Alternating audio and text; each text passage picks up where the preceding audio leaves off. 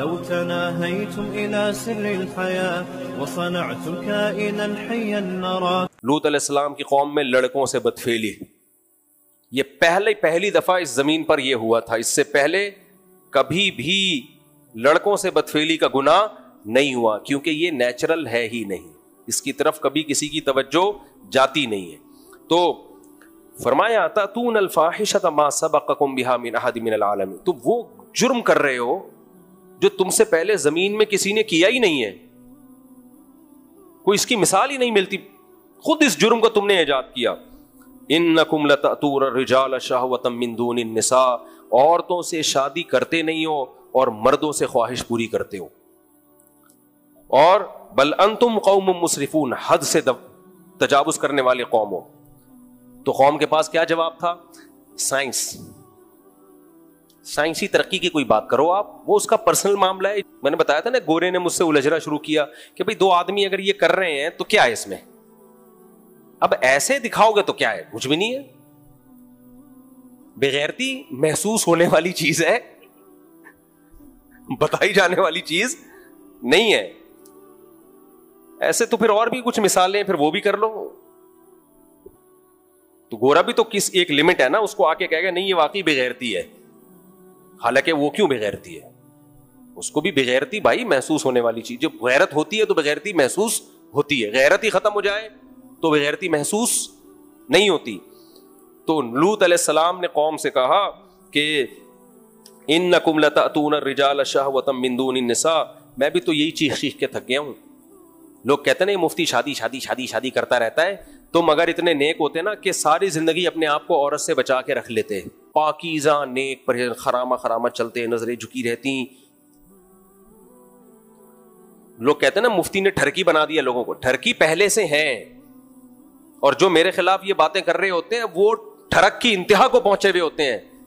ان کو تکلیف یہ نہیں ہے کہ مفتی نے ٹھرکی بنا دی ہے، نا نا نا نا نا، ان کو تکلیف یہ ہے کہ حرام کاری سے ہٹا کے جو لیگل راستہ ہے، جو پاکیزہ لوگوں کا راستہ ہے، جو پیغمبروں کا راستہ ہے، وہ راستہ دکھا دیا ہے.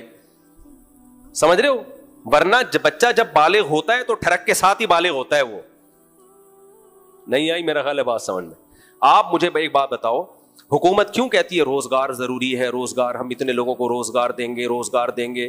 بھائی روزی سے کیا ہوگا؟ لوگ روٹی کھائیں گے، پیٹ بھریں گے. تو آپ لوگوں کو ٹھرکی بنا رہے ہو، روٹیوں کے پیچھے بھگا رہے ہو. یہ دلیل صحیح ہوگی؟ نہیں بھائی اس لیے روزگار ضروری تاکہ لوگ حلال پیسوں سے روٹی کھائیں، کیونکہ روٹی تو کھانی ہی کھانی ہے. حلال نہیں ہوگا، روزگار نہیں ہوگا تو ڈکیتیاں کریں گے. تو شادیاں سوسائٹی میں نہیں ہوگی تو ایسا نہیں اتنے نیک شریف کے سارے جا کے بیٹھے رہیں گے خربوزے کھا کے اور زندگی ہنسی خوشی گزاریں گے. اتنے نیک نہیں ہیں، یہ حرام کاری میں لگیں گے جس سے ہمارا خاندانی نظام تباہ ہوگا، گردے گھوڑے پیدا ہوں گے سوسائٹی میں. تو اس لیے ہم بار بار شادی لگا کے رکھتے ہیں، اور ہمیں اپنے لیے نہیں آپ کے لیے لگا رہے. اور میں پھر بات بتاؤں، جس آدمی نے سوسائٹی میں کوئی تبدیلی لانی ہوتی ہے تو وہ جنونی بن کے ہی کام کرتا ہے. وہ صرف 1-2 دفعہ رپورٹ نہیں پیش کر دیتا کہ اسلام میں 4 شادیاں بھی ہیں، اس کو بار بار ٹاپک کو چھیڑنا پڑتا ہے، اتنا کہ لوگ مانوس ہو جائیں. تو یہ میری مجبوری ہے، میں مرتے دم تک شادی کرتا رہوں گا. کرتا کا مطلب باتیں کرتا رہوں گا، اپنی تو ہو گئی ہیں. آگے چلتے ہیں ہم جلدی بس یہ ہم مکمل کر لیں. تو لوط علیہ السلام نے کہا کہ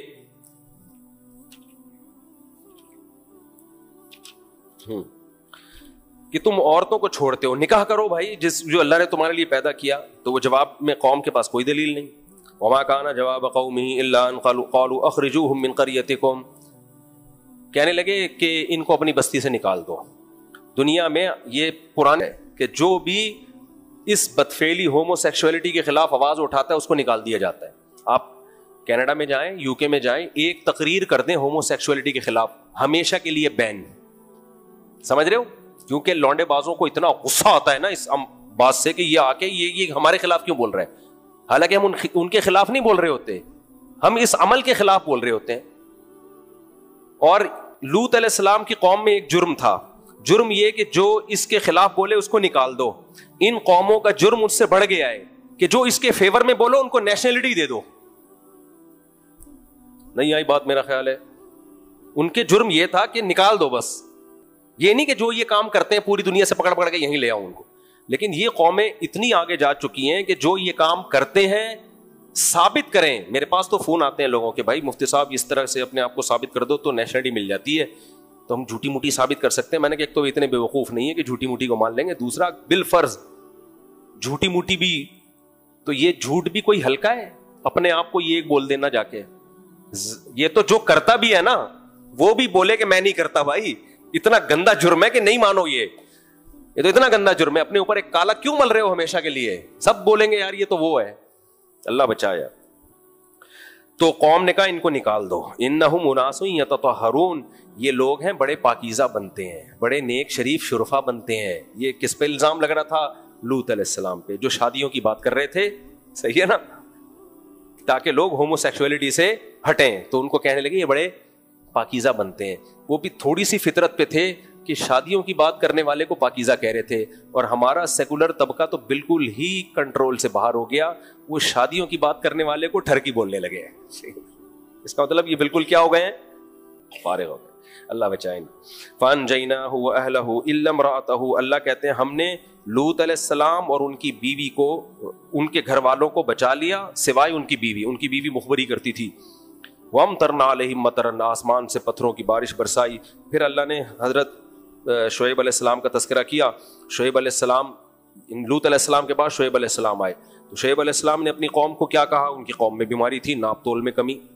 پیسے لیتے تھے تو نا گھنٹوں گھنٹوں، وہ بنیا نہیں تھا ہمارے محلے میں ایک چونی کو یوں کر کے لائٹ میں دیکھتا تھا. میں نے واقعہ سنا ہے نا، ہم جب چھوٹے بچے تھے تو اب کسی کو پتہ نہیں ہوگا، غیبت نہیں ہوگی، وہ تو بیچارے کو اللہ مغفرت فرمائے، تو انتقال بھی ہو گیا ہوگا اس کا بہت پہلے. ہمارے محلے میں ایک دکاندار تھا مسلمان، تو ہم 4 آنے 8 آنے ملتے تھے نا اس زمانے میں، تو ہم 4 آنے لے کے جاتے تھے کچھ خریدنے کے لیے. تو 4 آنے کو ٹیوب لائٹ میں دیکھتا تھا یوں کر کے کہ 2 نمبر تو نہیں ہے. 4 آنے پتہ ہے کسے کہتے ہیں؟ 1 روپے کا 1/4. یا تو ہوتا نا کوئی 5000 کا نوٹ لے کر گیا ہو، ڈالر لے کر گیا ہو. چونی کو نا گھنٹوں گھنٹوں یوں دیکھتا تھا. تو ہم نے اس کا نام رکھ دیا تھا بنیا. ہم بچوں کو غصہ آتا تھا، یار بس کر یار، چونی کون 2 نمبر لے کر آئے گا؟